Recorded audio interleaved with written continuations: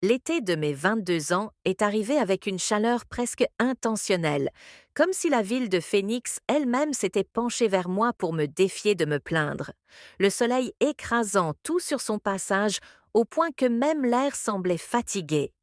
Et bien sûr, c'est exactement cette semaine-là que la climatisation de mon appartement a décidé d'abandonner après un dernier cliquetis pathétique, laissant derrière elle un bourdonnement inutile et un propriétaire qui promettait toujours une réparation très bientôt, une expression qui, dans son langage, signifiait quand ça l'arrangerait.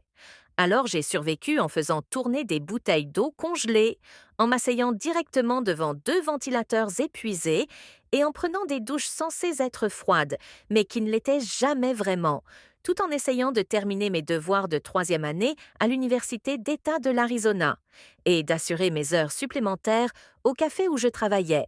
un endroit qui sentait en permanence l'espresso brûlé. Je m'appelle Lena Harper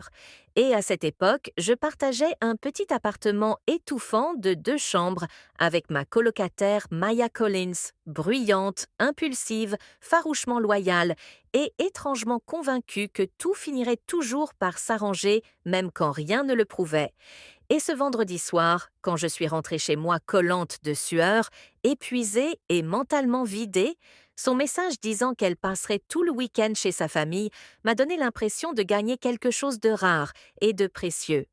Le silence, alors j'ai posé mon sac, bu un verre d'eau glacée trop rapidement, filé sous la douche et y suis restée plus longtemps que nécessaire, laissant le bruit de l'eau couvrir mon stress, mes inquiétudes liées aux notes, à l'argent et à cette peur diffuse de ne pas avancer assez vite dans la vie. Et lorsque je suis entrée dans ma chambre ensuite, simplement enveloppée d'une serviette, en fouillant dans ma commode à la recherche du plus grand t-shirt que je possédais, j'ai entendu la porte d'entrée s'ouvrir, un son qui m'a noué l'estomac avant même que mon esprit ne comprenne. Puis, avant que je puisse réagir, la porte de ma chambre s'est ouverte, elle aussi, et il était là. Ethan Collins, le cousin aîné de Maya, quelqu'un que je n'avais rencontré qu'une seule fois lors d'un dîner familial bruyant, figé dans l'encadrement de la porte avec un sac à dos sur l'épaule et une panique pure inscrite sur le visage. Ce genre de panique qui surgit quand on réalise qu'on vient d'entrer au cœur du cauchemar de quelqu'un d'autre, et pendant une seconde insupportable, nous nous sommes simplement regardés avant qu'il ne se retourne brusquement, manquant de perdre l'équilibre, s'excusant dans un flot de mots emmêlés en expliquant qu'il pensait l'appartement vide et qu'il ne savait pas que j'étais là, tandis que je resserrais ma serviette autour de moi, le cœur battant à toute vitesse, l'embarras envahissant chaque parcelle de mon corps, ma voix plus sèche que je ne l'aurais voulu quand je lui ai dit qu'on ne pouvait pas entrer comme ça dans la chambre de quelqu'un. Et il a immédiatement reconnu sa faute, promettant de disparaître, ce qu'il a fait, me laissant assise sur mon lit à fixer la porte, les joues en feu, rejouant la scène encore et encore jusqu'à vouloir disparaître moi-même. Et cette nuit-là, j'ai évité les pièces communes comme si elles étaient maudites, ne sortant que lorsque je pensais qu'il dormait, dormant à peine moi-même, jusqu'à ce que le matin m'oblige à accepter que me cacher tout le week-end serait ridicule. Alors j'ai pris une autre douche, enfilé un jean et un sweat ample malgré la chaleur, et suis entrée dans la cuisine en me préparant au malaise pour trouver Ethan là, raide et visiblement nerveux, s'excusant encore avec une sincérité qui rendait difficile de rester mal à l'aise.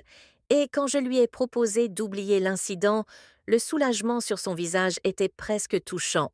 Et même si nous avons essayé de nous éviter, l'appartement était trop petit, nos chemins se croisant sans cesse jusqu'à ce que le silence se transforme en conversation prudente sur les études, le travail, la tendance de Maya à tout exagérer et ce sentiment commun de ne pas être prêt pour ce que l'âge adulte était censé représenter, et quelque part entre la commande de plats à emporter parce que cuisiner semblait impossible, et le fait de regarder une émission de télé-réalité ridicule, chacun à un bout du canapé en la commentant avec sarcasme, la tension s'est dissipée, remplacée par des rires qui me surprenaient par leur naturel.